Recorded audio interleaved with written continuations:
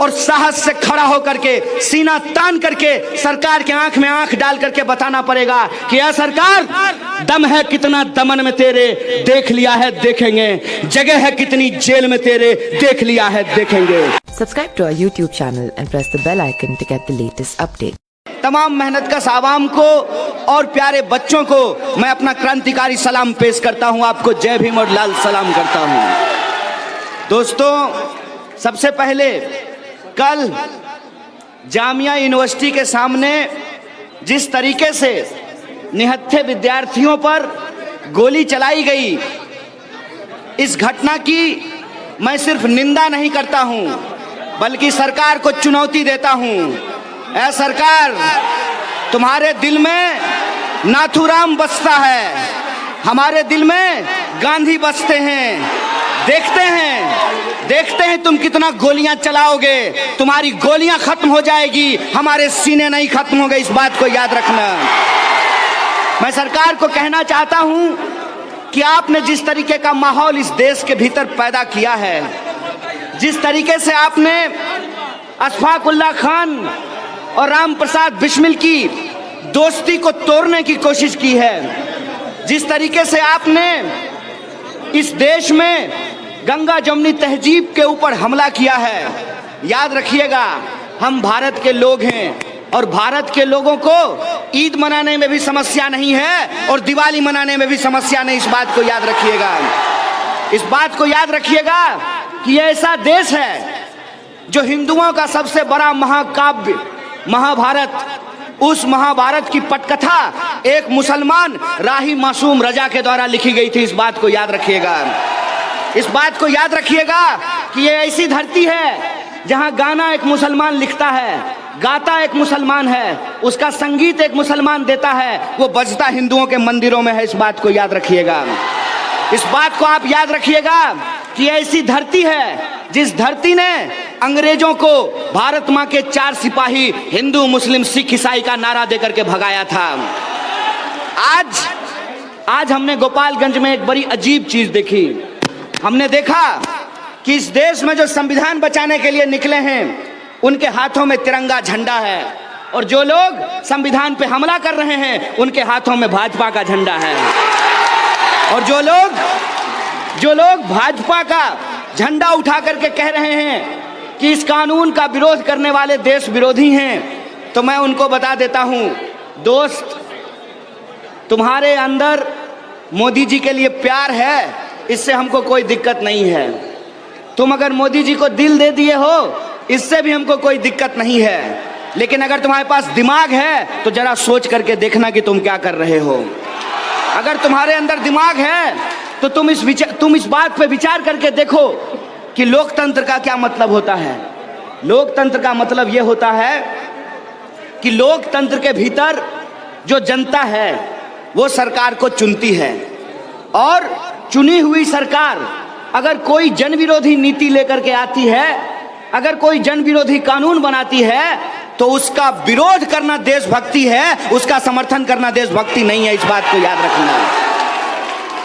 तुमने वोट दिया है सरकार को, तुम सरकार को वोट देते हो, इस बात में कोई दिक्कत नहीं है। लेकिन तुमको जो वोट देने का अधिकार है, तुमको जो सरकार चुनने का अधिकार है, ये सरकार चुनने का अधिकार तुमको इस देश का संविधान देता है, इस देश का कानून देता है। इस बात को याद रखना। और इस देश का संविधान क्या कहता है? इस देश का संविधान कहता है, इस देश के संविधान की प्रस्तावना का पहला लाइन कहता है, हम भारत के लोग। और जब हम कहते हैं हम भारत के लोग, तो हम ये नहीं कहते हैं कि हम गोपालगंज के, हम बेगूसराय के, हम बिहार के, हम बंगाल के। हम कहते हैं हम भारत के लोग।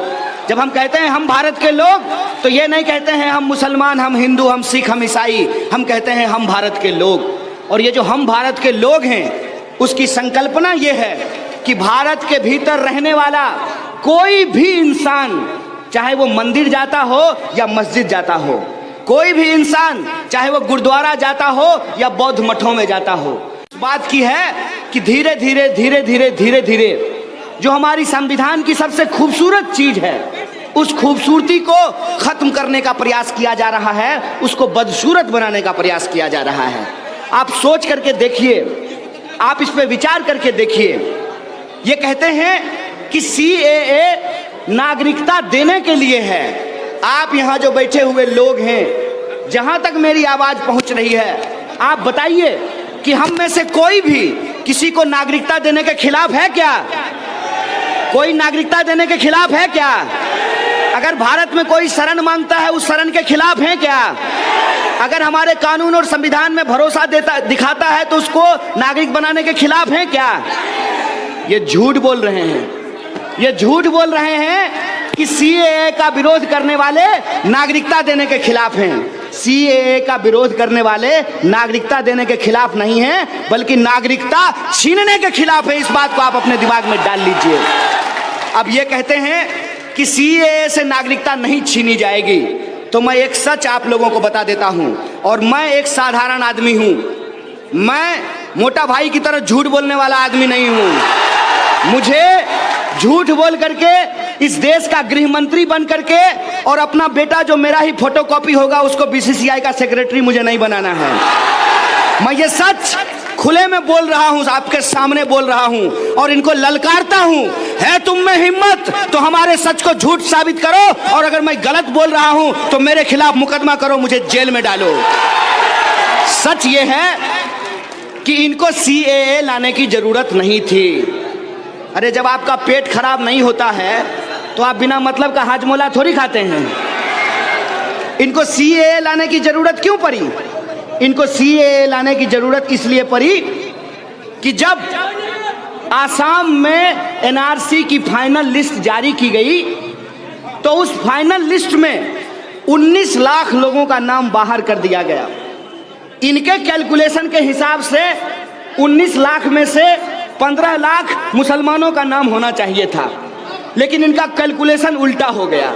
हुआ यूं कि उस 19 लाख में से 15 लाख गैर मुसलमानों का नाम एनआरसी लिस्ट से काट करके बाहर कर दिया गया। और जब गैर मुसलमानों का नाम एनआरसी लिस्ट से काट करके बाहर कर दिया गया, तब आसाम के मुख्यमंत्री ने इनको फोन करके कहा कि ए मोदी जी, ए अमित शाह जी, आप क्या कर रहे हैं? अगर हिंदुओं का नाम काट करके बाहर कर दिया जाएगा तो आप नकली हिंदू सम्राट कैसे बन करके अपना पोस्टर लगवाएंगे? इसीलिए इन्होंने कहा कि एक नया कानून लेकर के आते हैं, और ये सीएए लेकर के आए। और सीएए में इन्होंने कहा कि मुसलमान को छोड़ करके बाकी लोगों को नागरिकता दे देंगे। ये असल खेल नहीं है। असल खेल ये है कि जब आसाम में एनआरसी की लिस्ट जारी हुई तो 19 लाख में से 15 लाख गैर मुसलमानों का नाम बाहर हुआ। अगर पूरे देश में एनआरसी लागू होगा तो अंदाजा लगाइए कि कितने करोड़ गैर मुसलमानों का नाम एनआरसी से बाहर होगा। इस बात का आप अंदाजा लगा लीजिए। इसीलिए हिंदुओं के मन में ये भ्रम डालने के लिए ये सीएए का कानून लेकर के आए कि देखो, तुम चिंता मत करो, पूरे देश में जब एनआरसी लागू होगा, अगर तुम्हारा नाम कन्हैया है तो तुम टेंशन मत लो, तुमको सीएए के तहत हम नागरिकता दे देंगे। मेरा सवाल है सरकार से कि हम कन्हैया हैं, सीएए के तहत आप हमको नागरिकता दे देंगे एनआरसी से नाम कटने के बाद, लेकिन आप ये बताइए कि हमारा जो बाप दादा का जमीन है वो हम कैसे साबित करेंगे कि वो हमारी जमीन है? क्योंकि उसको साबित करने के लिए हमको भारतीय साबित करना पड़ेगा। ये बात सबसे खतरनाक चीज है। और सीएए के तहत नागरिकता तो आपको तब दी जाएगी ना जब आपका नाम एनआरसी से काटा जाएगा, तो आप 6 साल का इंतजार करेंगे, 6 साल का। और हम लोग 5 साल हो गए हैं, 6ठा साल चल रहा है, इंतजार कर रहे हैं, अभी तक हमारे खाते में 15 लाख रुपया नहीं आया है। लोगों को 2 करोड़ नौकरी नहीं मिली है। तो मैं सरकार से सवाल पूछना चाहता हूं, अरे झूठा है, जो सरकार हमारे खाते में 15 लाख रुपया नहीं पहुंचाई, नौजवानों के लिए 2 करोड़ नौकरी नहीं पैदा की, महिलाओं पे होने वाले अत्याचार और बलात्कार को नहीं रोका, किसानों की आत्महत्या नहीं बंद की, जवानों की शहादत को नहीं रोक पाए, वो सरकार हम लोगों को 6 साल में नागरिकता दे देगी? ये हमको बेवकूफ बना रहे हैं। असल मसला ये है कि पूरे देश में एनआरसी और एनपीआर करके इस देश के जो गरीब लोग हैं, जिनका कागज पत्र ठीक नहीं होता है, पहले उनका नाम एनआरसी से बाहर किया जाए, फिर उनकी जमीन जायदाद और उनका वोट देने का अधिकार उनसे छीन लिया जाए। ये असल साजिश है। इसीलिए मैं आप तमाम लोगों के सामने ये कहना चाहता हूं कि ये लड़ाई किसी एक समुदाय की लड़ाई नहीं है, ये लड़ाई एक धर्म की लड़ाई नहीं है, ये लड़ाई हम वो तमाम लोगों की है जो अमन पसंद हैं, जो संविधान को मानते हैं, जो कानून को मानते हैं, जो इस तिरंगे से प्यार करते हैं। ये उनकी लड़ाई है, ये बात समझ लीजिए। चाहे हिंदू हो या मुसलमान हो, सिख हो या ईसाई हो, गोरा हो या काला हो, इस एरिया में रहने वाले लोग हों या उस एरिया में रहने वाले लोग हैं, इस टोला में रहने वाले लोग हों या उस टोला में रहने वाले लोग हों, ये लड़ाई हम सबकी है। क्योंकि हकीकत मैं आप तमाम लोगों को बताना चाहता हूं, हकीकत यह है कि आसाम में जो एनआरसी जारी की गई, जो फाइनल लिस्ट जारी हुआ, आपको सुनकर के आश्चर्य होगा कि किस तरीके से लोगों का नाम काट करके बाहर कर दिया गया। इस देश के पूर्व राष्ट्रपति के परिवार का नाम एनआरसी लिस्ट से बाहर कर दिया गया। जो लोग सेना की नौकरी करते हैं, आर्मी की नौकरी करते हैं, जो देश की सेवा करते हैं, उनके परिवार का नाम एनआरसी से काट करके बाहर कर दिया गया। ऐसा हुआ है कि माँ का नाम है, बाप का नाम है, एक बेटा का नाम है, दूसरे बेटा का नाम एनआरसी से लिस्ट से नाम काट करके बाहर कर दिया गया है। और ऐसा क्यों हुआ है? ऐसा इसलिए हुआ है कि सरकार और सरकारी काम मुंह देख करके नहीं होता है, सरकार और सरकारी काम कागज देख करके होता है। और कागज की हकीकत क्या है? कागज की हकीकत यह है कि वोटर लिस्ट पे नाम आपका रहेगा, फोटो आपकी पत्नी का रहता है। नाम आपका रहेगा, फोटो आपके बाबूजी का उस पे रहेगा। जिंदा आदमी का वोटर आईडी नहीं बनता आसानी से, मरे हुए आदमी इस देश में वोट गिरा देते हैं। ये इस देश की हकीकत है। हकीकत ये है कि लोग पैदा होते मार्च में हैं, सर्टिफिकेट पे जन्मदिन जो है वो जनवरी में लिखा होता है। हकीकत ये है कि आपके एक कागज में आपके नाम का स्पेलिंग कुछ और होगा, दूसरे कागज में आपके नाम का स्पेलिंग कुछ और होगा। ऐसा होता है कि नहीं होता है? किसी कागज में आपका नाम MD मोहम्मद होगा, किसी कागज में MOHD मोहम्मद होगा। और ये जो कागज की छोटी छोटी गलतियां हैं, इन छोटी छोटी गलतियों के चलते लोगों के नाम एनआरसी से बाहर किए गए हैं आसाम में।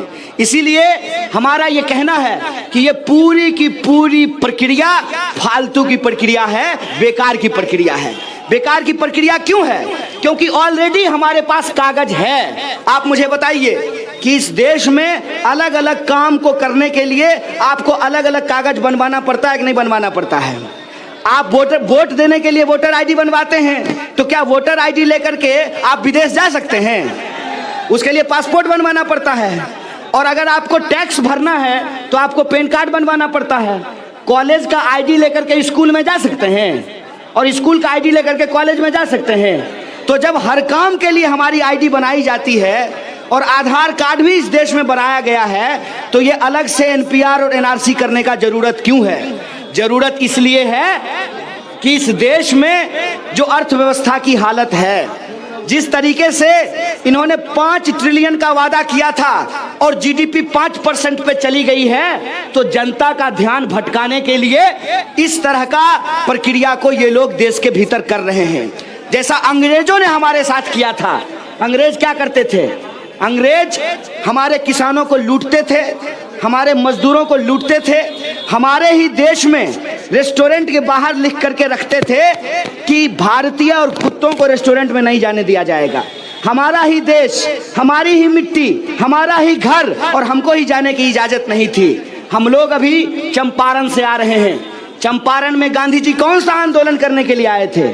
चंपारण में गांधी जी जो नील की खेती करवाई जाती थी अंग्रेजों के द्वारा, जो किसानों का अत्याचार किया जाता था किसानों के ऊपर, उसके खिलाफ गांधी जी ने आंदोलन शुरू किया था। और आज फिर से अंग्रेजों की नीति पे चलने वाली एक सरकार दिल्ली में बैठी है। तो हम सरकार को कह देना चाहते हैं कि यह सरकार, अगर तुम जनरल डायर बनने के लिए तैयार हो तो हम भगत सिंह की तरफ फांसी पर चढ़ने के लिए तैयार हैं। इस बात को याद रखना, इस बात को याद रखना कि अगर तुमने अपने वादे से जिस तरीके से इस देश को गुमराह किया है, तुम गुमराह करोगे तो हम घर घर जा करके, मोहल्ले मोहल्ले जा करके, पूरा देश घूम करके अपनी देश की जनता को बताएंगे कि यह देशवासियों, ये जो लुटेरी सरकार है इसको हमको हराना है और संविधान को जिताना है, संविधान को बचाना है। बोलिए, बचाना है कि नहीं बचाना है? बोलिए आप किसको मानते हैं, गांधी को कि गोडसे को?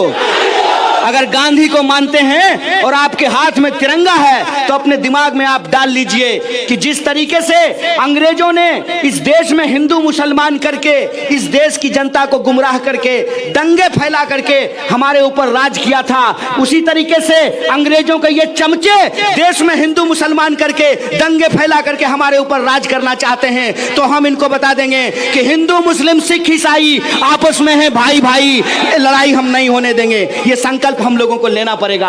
हमको ये समझना पड़ेगा कि असली खेल कहां पे चल रहा है, असल खेल हो कहां पे रहा है।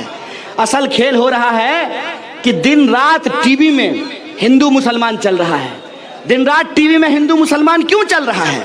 दिन रात टीवी में हिंदू मुसलमान इसलिए चल रहा है कि जब खेत में मर रहा हो किसान, सीमा पे शहीद हो रहा हो जवान, तो ये लाजिम है कि टीवी पे चले हिंदू और मुसलमान।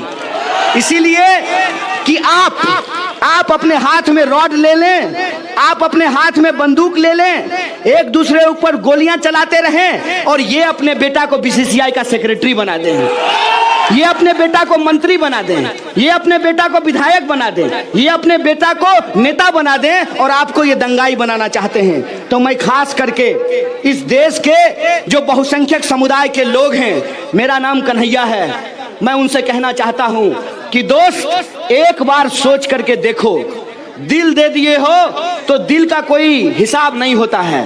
कहते हैं ना, दिल आया गधी पे तो परी का क्या करें हम। तुम दिल दे दिए हो, उस पे हम सवाल नहीं करना चाहते हैं। होता है ना कि जब नौजवान को किसी लड़की से मोहब्बत हो जाए, किसी लड़की को किसी लड़के से मोहब्बत हो जाए, तो माँ बाप जब उसको समझाते हैं कि बेटा प्यार वार अपनी जगह पे है, थोड़ी पढ़ाई भी कर लो, अगर पढ़ाई नहीं करोगे तो नौकरी नहीं मिलेगी, और नौकरी नहीं मिलेगी ना तो प्यार जो है वो खिड़की से कूद करके बाहर चला जाएगा।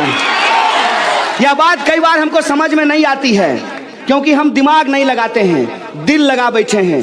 तो जो लोग दिल लगा बैठे हैं, मैं उनसे यही कहना चाहता हूं कि दोस्त, दिल भी अगर धड़कता रहे, इसके लिए पेट में अनाज का होना बहुत जरूरी है।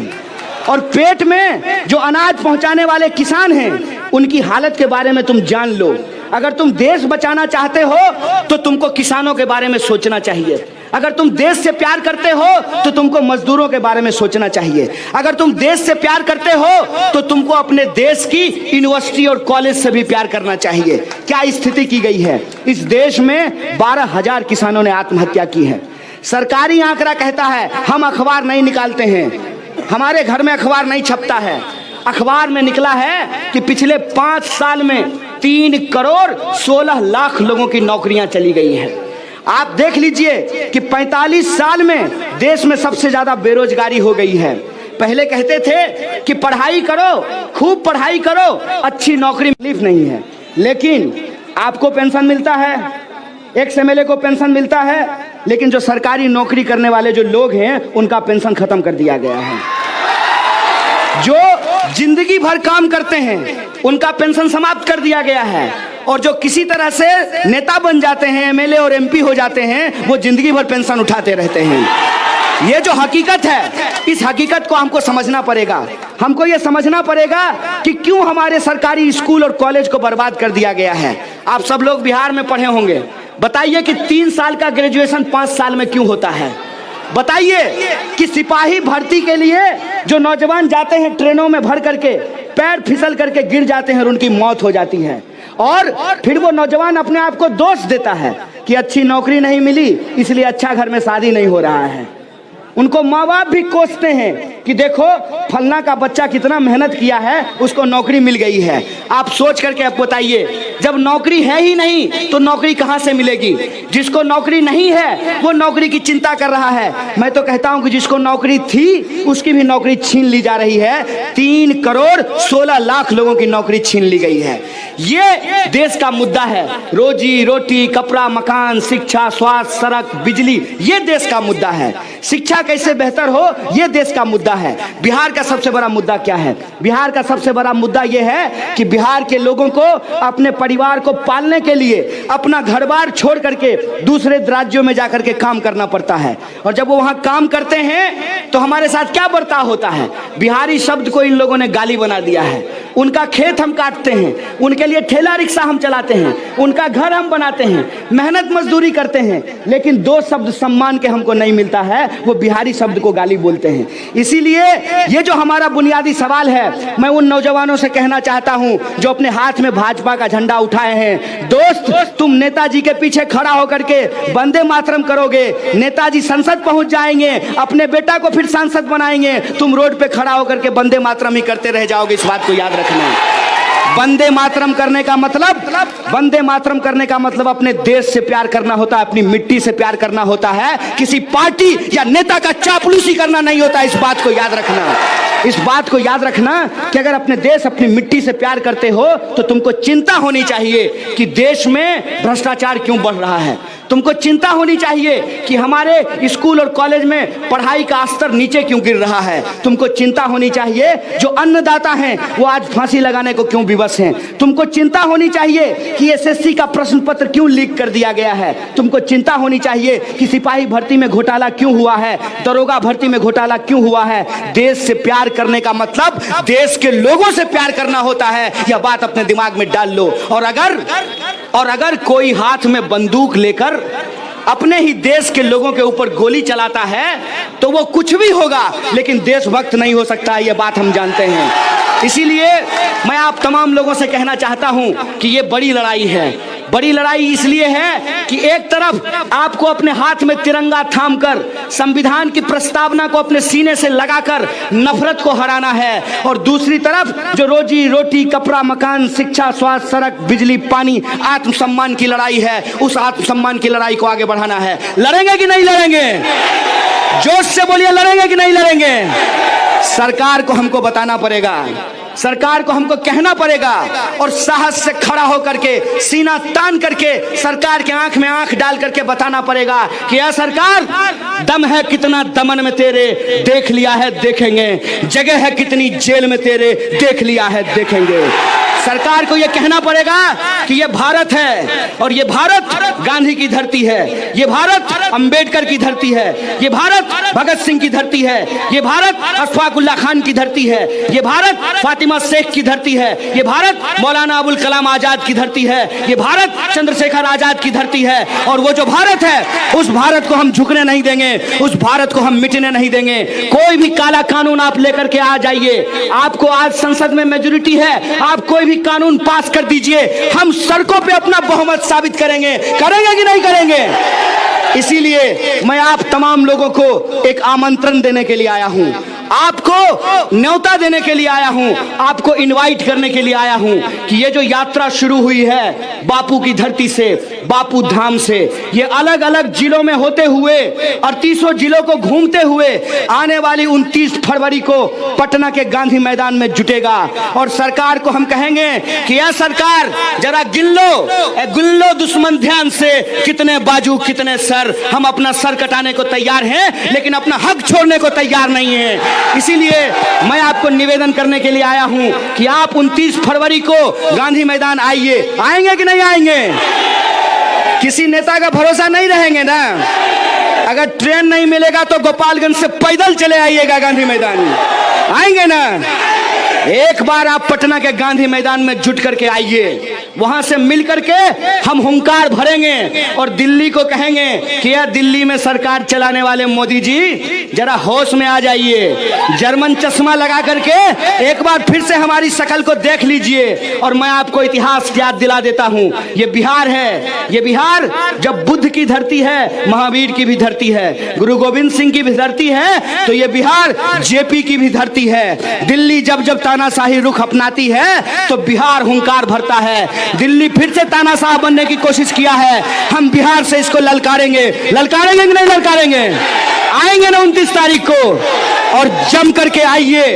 पहले तो हम लोकतांत्रिक तरीके से बड़ा जमावड़ा लगाकर, बड़ी जुटान करके सरकार को कहना चाहते हैं कि आप देश विरोधी एनपीआर, एनआरसी और सीए को वापस लीजिए। अगर एनपीआर और एनआरसी को ये वापस नहीं लेंगे तो फिर हमको एक अगले स्टेप पे जाना पड़ेगा।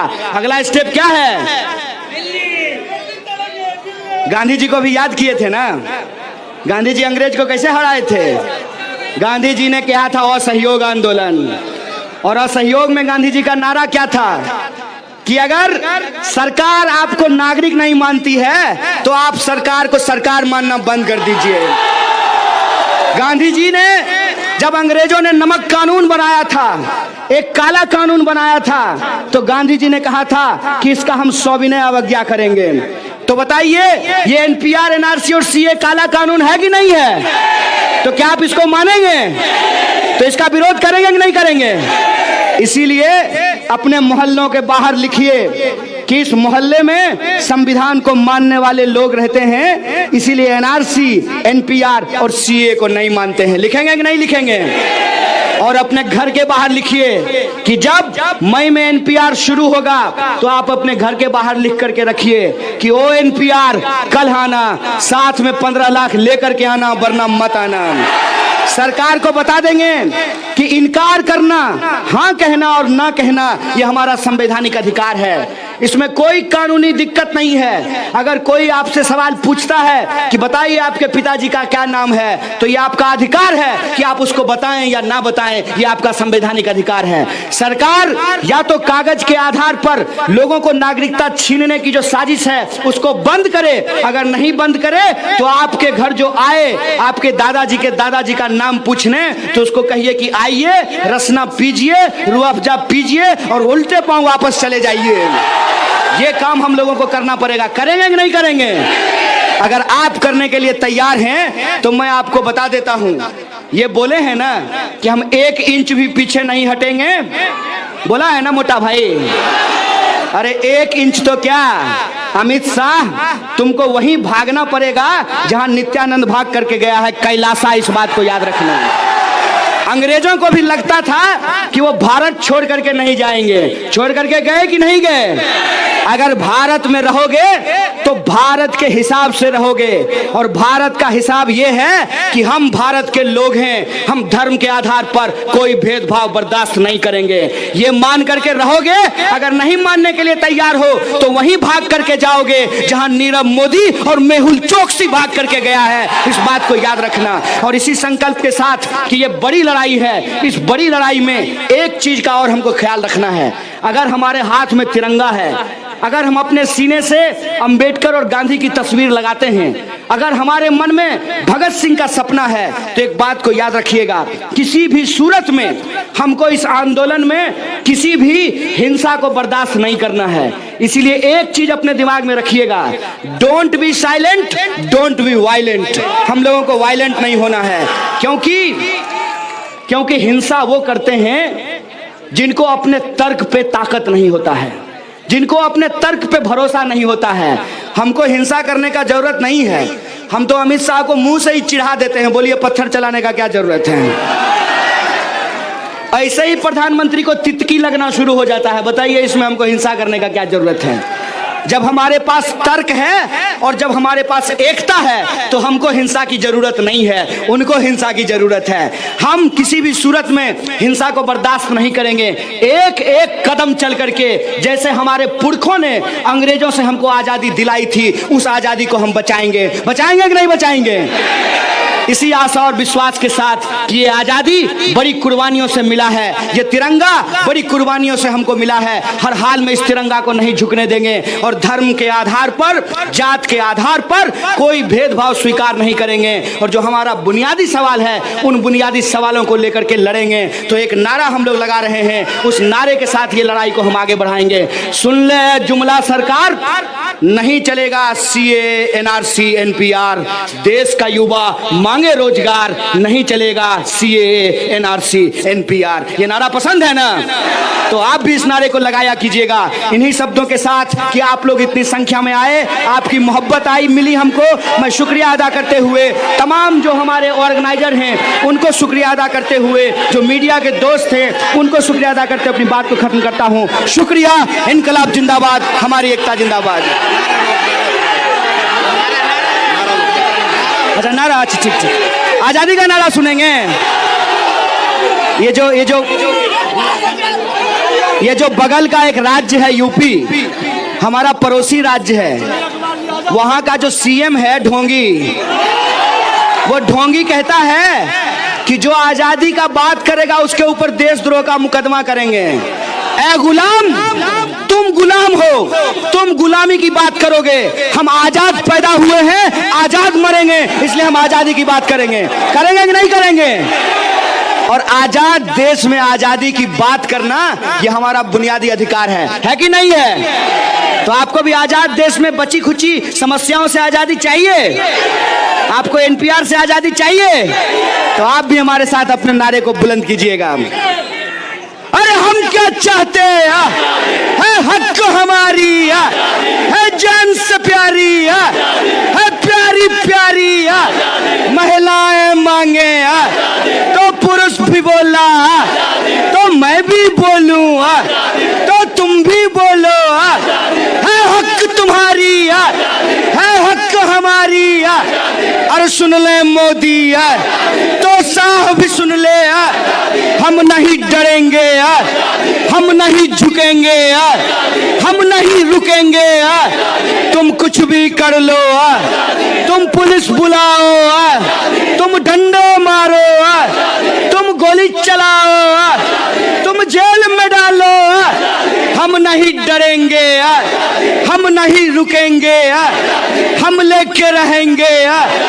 आजाद देश में, आजाद देश में आजाद वाली, अशफाक वाली, तो बिस्मिल वाली, फातिमा वाली, तो फूले वाली, तो गांधी वाली, अंबेडकर वाली, अरे भगत सिंह की है हक तुम्हारी, है हक हमारी, है जान से प्यारी। अरे गरीबी से तो भुखमरी से, अरे बेकारी से, अरे छुआछूत से, तो झूठ मूठ से, तो लूट खसोट से, अरे भेदभाव से, अरे एनपीआर से, तो एनआरसी से, अरे सीएए से महिलाएं मांगे। अरे डरते किससे तो ऊंचा बोलो। बच्चों ने बोला, महिला ने बोला, अरे बोल दलिता, अगरों ने बोला, पिछड़ों ने बोला, है हक तुम्हारी। आदिवासी भी बोला, अल्पसंख्यक बोला, बहुसंख्यक बोला, है हक तुम्हारी, है हक हमारी।